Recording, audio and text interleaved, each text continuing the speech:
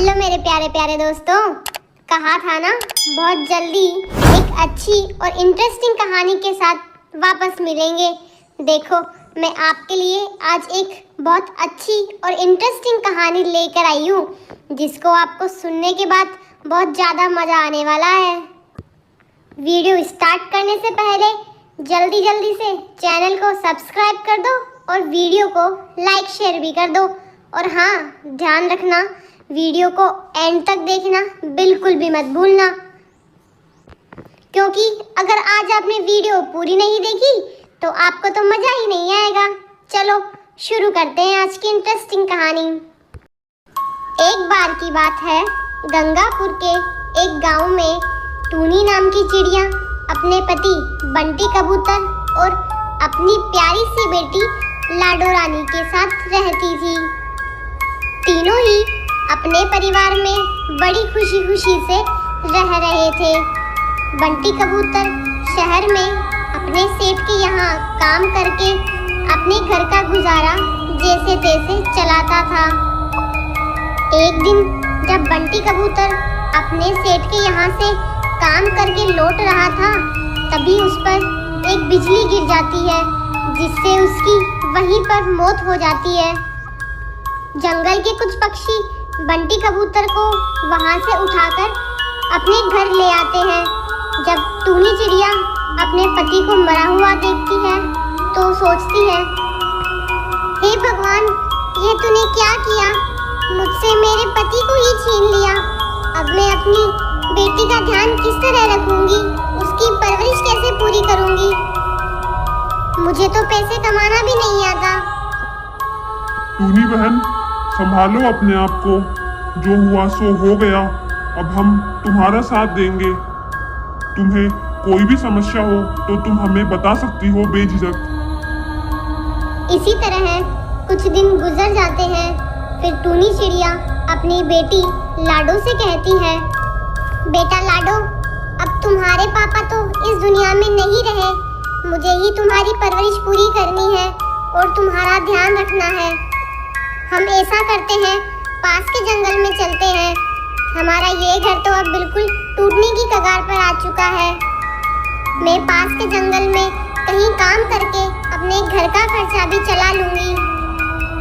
इस जंगल में तो मुझे कोई भी काम नहीं दे रहा है। चलो बेटा, हम पास के जंगल चलते हैं। इस तरह दोनों माँ बेटी वहाँ से पास के जंगल के लिए रवाना हो जाती है और वहाँ जाकर एक घोंसले में रहने लगती है। तभी वहाँ पर एक चिड़िया आती है। वह टूनी चिड़िया से कहती है, बहन, तुम इस जंगल में नई हो क्या? मैंने तो तुम्हें कभी इस जंगल में नहीं देखा। लगता है तुम पास के जंगल से आई हो। हाँ बहन, आपने बिल्कुल सही पहचाना। मैं इस जंगल की नहीं हूँ। मैं तो पास के जंगल में रहती थी अपने पति और अपनी बेटी के साथ, पर बिजली गिरने से मेरे पति की मृत्यु हो गई। अब हमारा घर का चलाने के लिए कोई भी नहीं है, इसलिए मेरी बेटी और मैं दोनों यहाँ पर आ गए। अगर मुझे यहाँ पर कोई काम मिल गया तो मैं अपने घर का गुजारा भी चला लूँगी और अपनी बेटी का पेट भी भर लूँगी। उस जंगल में तो मुझे कोई भी काम नहीं दे रहा था, इसलिए मैं इस जंगल में लौट आई। ठीक है चिड़िया बहन, लेकिन तुम इस घोंसले में कैसे रहोगी?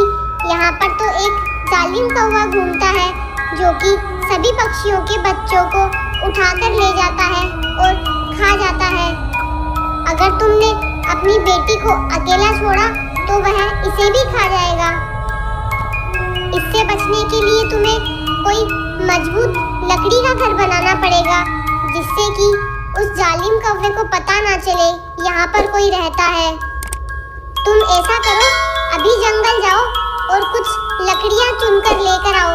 उनसे मैं और तुम मिलकर दोनों घर बना लेंगे। फिर तुम उसमें रहने लग जाना। जब तक तुम जंगल से लकड़ियाँ चुनकर लेकर आओगी, मैं तुम्हारी बेटी का ध्यान रख लूँगी। ठीक है बहन, मैं अभी जंगल जाती हूँ और कुछ मजबूत लकड़ियां चुनकर लेकर आती हूँ। फिर हम दोनों घर बना लेंगे, वरना तो वह पक्षी सही में मेरी बेटी को खा जाएगा।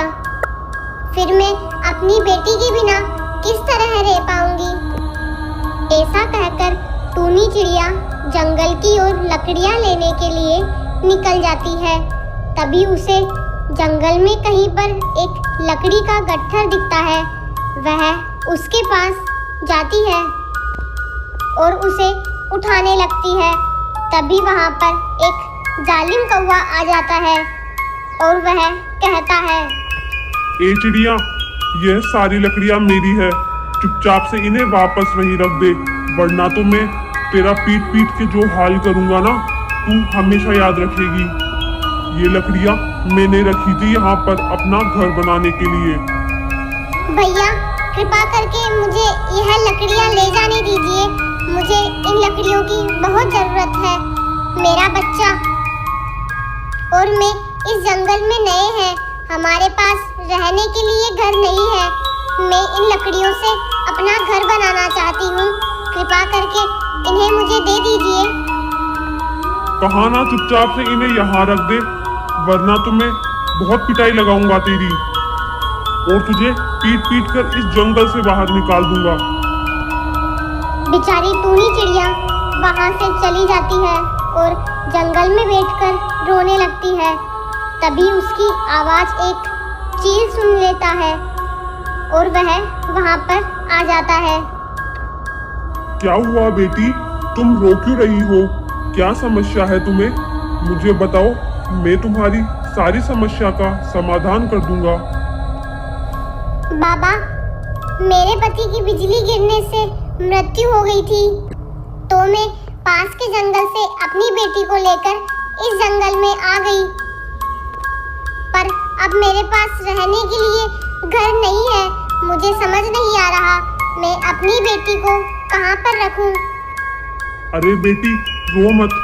मेरे पास कुछ जादुई शक्तियां हैं, जिससे मैंने तेरे घोंसले की जगह एक मिट्टी का मजबूत घर बना दिया है, जिसमें तू और तेरी बेटी दोनों खुशी खुशी से रह सकते हैं।